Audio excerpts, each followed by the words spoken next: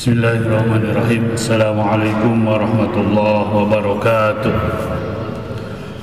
Alhamdulillahirladzi hadana lihada wa ma kunna linahtadiya laula an hadana Allah. Asyhadu an la ilaha illallah wa asyhadu anna Muhammadan abduhu wa rasuluh. Allahumma shalli ala sayyidina Muhammad wa ala ali sayyidina Muhammad, amma ba'd. Wa qala Allah ta'ala fil Qur'anil Karim, a'udzu billahi minasy syaithanir rajim. Bismillahirrahmanirrahim. Syahrul Ramadan alladzi unzila fihi al-Qur'an hudal lin-nasi wa bayyinatin minal huda wal furqan. Al-ayat. Hadirin jamaah salat subuh rahimakumullah, di hari yang keempat di bulan Ramadan tahun 1443 Hijriah ini, marilah kita sama-sama bertekad melaksanakan ibadah saum tahun ini dengan ibadah yang terbaik. Kenapa? Karena mungkin saja kita tidak bisa lagi menikmati sajian di bulan Ramadan seperti sekarang ini di tahun-tahun yang akan datang. Oleh karena itu, tekad kita adalah melaksanakan ibadah saum dan ibadah-ibadah yang lainnya di bulan Ramadan dengan bertekad melaksanakan yang terbaik. Hadirin rahimakumullah, setiap ibadah yang diwajibkan kepada kita oleh Allah Subhanahu wa Ta'ala, yang disyariatkan oleh Allah Subhanahu wa Ta'ala dan Rasulnya kepada kita, tentu ibadah kita itu berimbas atau mendapat pelajaran. Kita mendapatkan pelajaran dari ibadah yang kita laksanakan itu. Karena pada dasarnya ibadah kita itu bukan untuk Allah, tetapi ibadah kita itu adalah untuk diri kita sendiri. Oleh karena itu, setiap ibadah yang disyariatkan tentu ada pelajaran-pelajaran yang bisa kita ambil, bisa kita renungkan, bisa kita dapatkan dari pelajaran-pelajaran itu. Para ulama mengatakan bahwa pelajaran itu disebut dengan hikmah atau nilai-nilai yang terkandung dalam pelajaran, dalam ibadah itu, termasuk juga ibadah saum yang kita laksanakan ini. Di dalam Al-Quran surat Al-Baqarah ayat 183, Allah Subhanahu wa Ta'ala mengatakan, berfirman bahwa ibadah saum yang kita laksanakan dan ibadah-ibadah yang dilaksanakan oleh umat sebelum kita adalah dengan tujuan supaya kita bertakwa kepadanya. Bertakwa berarti imtithalu awamirillah wajtinabun nawahi, melaksanakan perintahnya dan menjauhi larangannya. Kenapa kita harus melaksanakan perintah Allah tersebut? Tentu ada pelajaran bagi kita. Ibadah saum juga memiliki pelajaran yang terkandung di dalamnya. Bagi kita, apabila kita renungkan, maka ada beberapa pelajaran, beberapa hikmah yang terkandung dalam ibadah saum kita. Yang pertama, bahwa keutamaan beribadah puasa adalah bukti takwa kepada Allah Subhanahu wa Ta'ala. Kutiba alaikumusiyam kama kutiba alal ladzina min qablikum la'allakum tattaqun. Untuk melaksanakan ibadah, maka bertakwa adalah jalan atau tujuan utama pelaksanaan ibadah saum kita. Kemudian yang kedua, melaksanakan ibadah saum juga adalah supaya kita mendapatkan berkah, rahmat dan maghfirah dari Allah Subhanahu wa Ta'ala. Masuk bulan Ramadan adalah masuk ke bulan di mana Allah menurunkan berkah kepada kita. Berkah artinya ziyadatul khair atau bertambah-tambahnya kebaikan bagi kita. Oleh karena itu, bagi kita masuk ibadah saum, masuk bulan Ramadan adalah untuk senantiasa memperbanyak kebaikan-kebaikan. Kemudian ibadah saum adalah ibadah yang juga universal, ibadah yang juga dilaksanakan oleh umat-umat sebelum kita, umat-umat Nabi yang diutus oleh Allah melaksanakan juga apa yang disebut dengan puasa. Oleh karena itu puasa adalah ibadah yang universal, ibadah yang diakui oleh seluruh agama samawi, seluruh agama yang diturunkan oleh Allah Subhanahu wa ta'ala. Salah satu ibadah yang universal. Hikmah yang terkandung dalam ibadah saum kita tentu saja memiliki, atau apabila kita renungkan, sekurang-kurangnya ada 3 hikmah.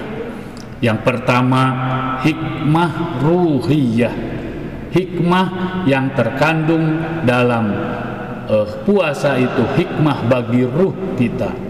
Kita ketahui bahwa potensi manusia yang diberikan oleh Allah Subhanahu wa ta'ala itu ada 2. Yang pertama, secara jasmani, manusia itu diciptakan oleh Allah Subhanahu wa ta'ala berasal dari tanah, berasal dari tanah yang berada di bawah, yang oleh Allah Subhanahu wa ta'ala digambarkan bahwa kita diciptakan berasal dari saripati tanah yang identik dengan sesuatu yang berada di bawah.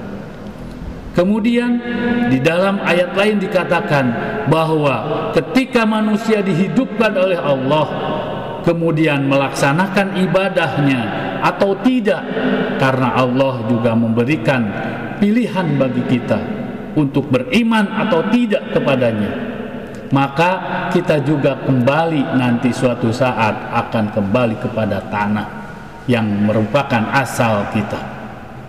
Oleh karena itu, potensi tanah ini yang berada di bawah didukung oleh potensi kedua yang Allah tiupkan ketika kita berada pada perut ibu kita, yaitu ruh. Oleh karena itu, ibadah saum merupakan satu gambaran bagaimana sifat kita yang berasal dari tanah bercampur dengan sifat ruhiyah, yaitu Allah Subhanahu wa ta'ala yang meniupkan ruh kepada kita. Ibadah saum adalah salah satu bagaimana ruhiyah kita atau ruh kita gitu, yang tadinya sifat tanah itu di bawah diangkat dalam ibadah saum itu kepada tingkatan yang tinggi, karena potensi ruh adalah potensi di mana yang tadinya di bawah bisa naik ke atas, sampai di dalam Al-Quran dikatakan bahwa manusia adalah semulia-mulianya makhluk yang diciptakan oleh Allah Subhanahu wa ta'ala. Karena apa? Karena memiliki potensi ruh. Kalau hanya tanah saja, maka itu tidak ada bedanya dengan makhluk-makhluk lain. Karena ada ruh, maka Allah menaikkan tingkat derajat kita, atau kita bisa mencapai derajat kemuliaan di sisi Allah Subhanahu wa ta'ala.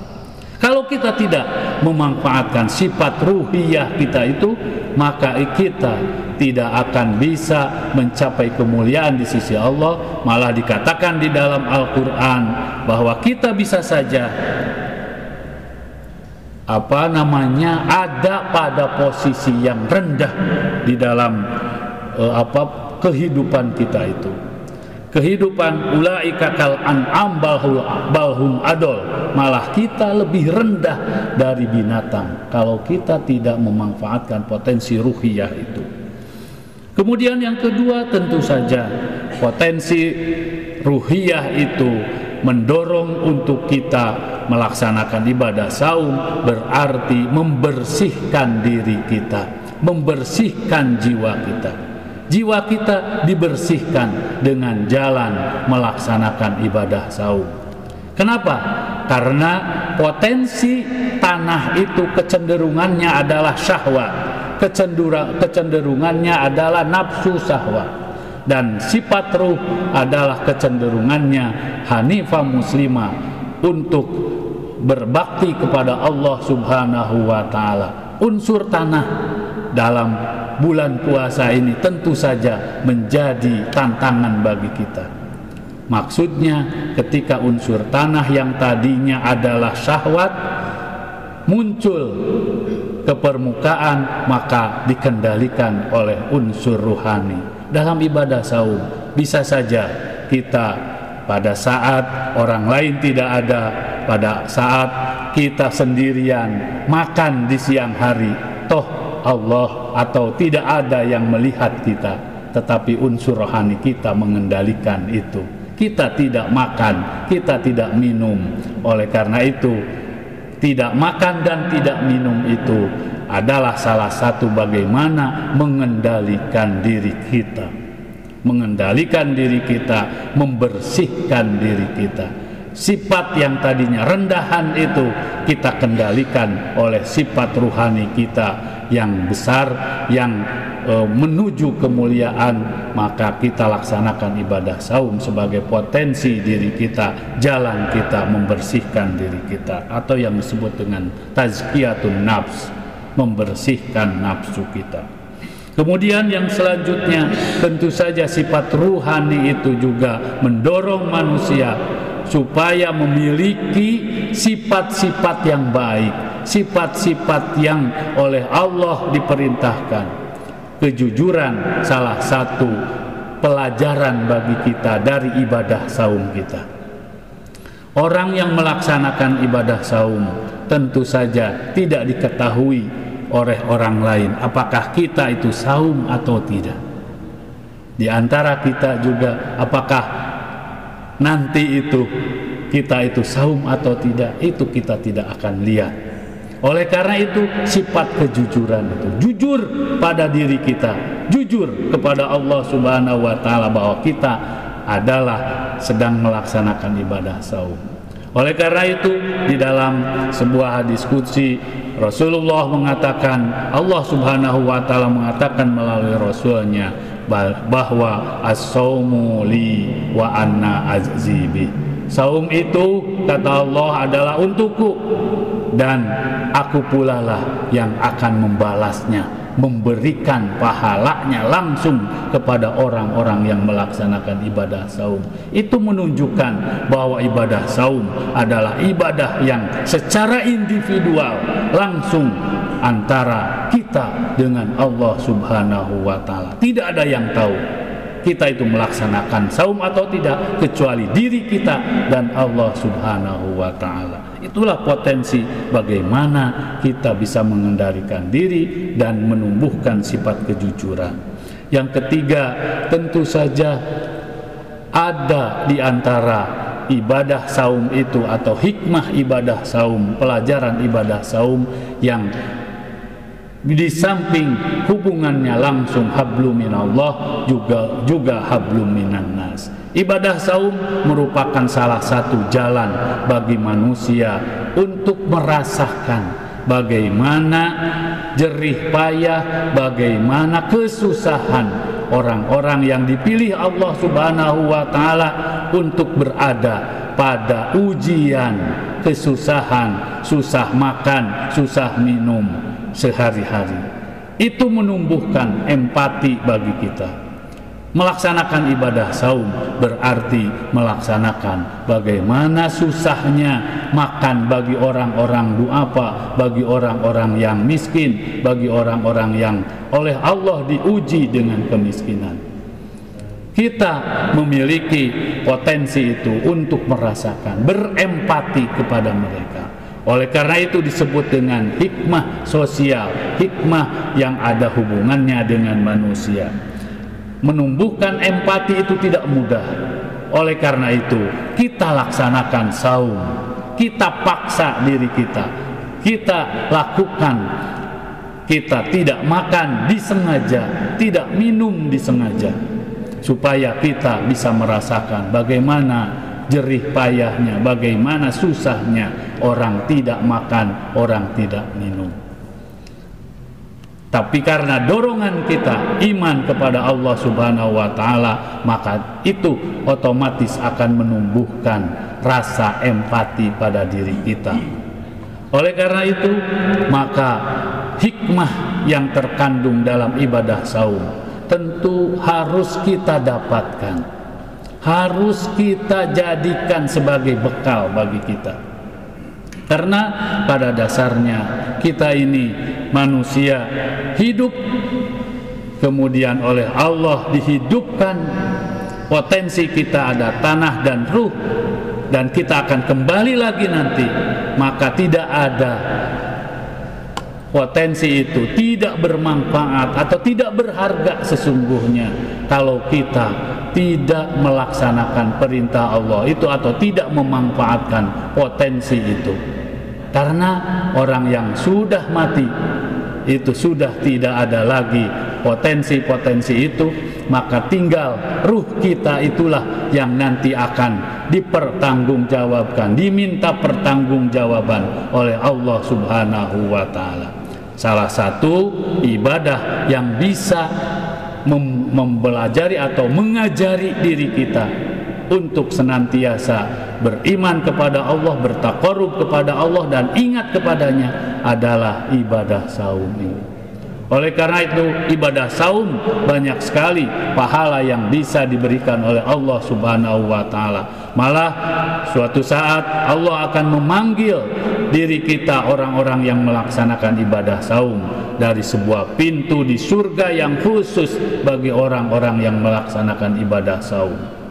Kemudian yang kedua, orang yang melaksanakan ibadah saum itu sesungguhnya adalah orang-orang yang dirindukan oleh surga Allah Subhanahu wa Ta'ala.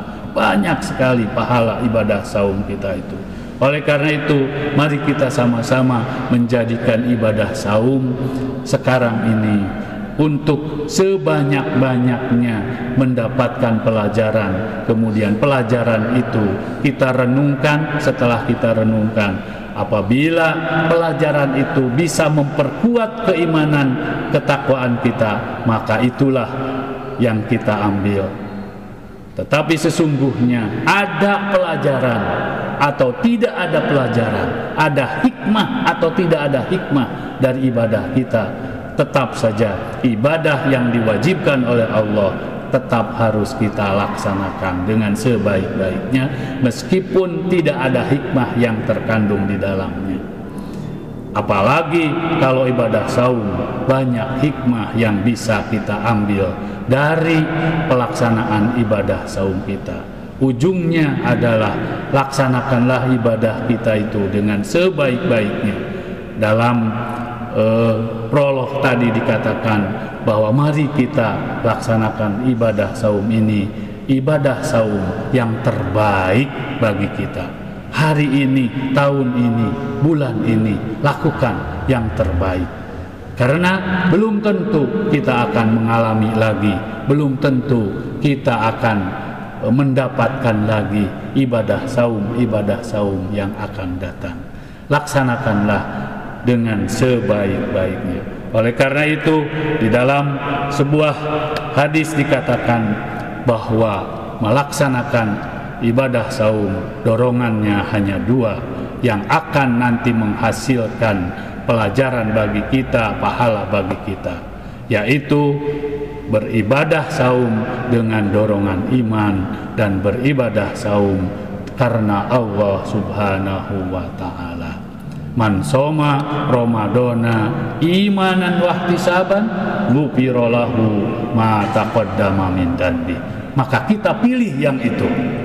Pilih bahwa ibadah saum yang kita laksanakan dorongannya adalah karena beriman kepada Allah, percaya kepada Allah bahwa ini adalah jalan bagi kita beribadah kepadanya, dan karena Allah wahtisaban, karena Allah mengharap ridho Allah Subhanahu wa Ta'ala. Jangan pilih yang kedua, yang melaksanakan ibadah saum hanya mendapatkan perasaan lapar dan haus saja. Karena Rasul juga mensinyalir bahwa ada di antara umatnya yang melaksanakan saum itu tidak mendapatkan hikmah di dalamnya, tidak mendapatkan pahala, hanya perasaan lapar dan haus saja. Kam min shaimin laisa lahu min siyamihi illal ju' wal atas. Rasul mengatakan demikian. Banyak katanya orang yang melaksanakan ibadah saum akan tetapi tidak mendapatkan hikmah dari ibadah saum itu, tidak mendapatkan pahala sesuai dengan apa yang diharapkan, kecuali hanya dua, perasaan lapar, perasaan haus. Karena tujuannya adalah hanya memindahkan makan saja dari pola makan pagi, siang, malam menjadi pola makan malam saja. Nah, itulah yang bisa diambil pelajaran bagi kita di dalam melaksanakan ibadah saum tahun ini. Mudah-mudahan ibadah saum kita pada tahun ini adalah ibadah saum yang terbaik bagi kita. Amin ya Allah ya Rabbal Alamin. Demikian yang bisa disampaikan, mudah-mudahan ada manfaatnya, mudah-mudahan kita bisa melalui ujian dari Allah ini dengan bisa melaksanakan ujian ini dengan sebaik-baiknya, dan kita bisa lulus dalam ujian ini mendapatkan berkah, rahmat dan maghfirah Allah Subhanahu wa taala. Barakallahu li wa lakum wa billahi taufiq wal hidayah. Wassalamu alaikum warahmatullahi wabarakatuh.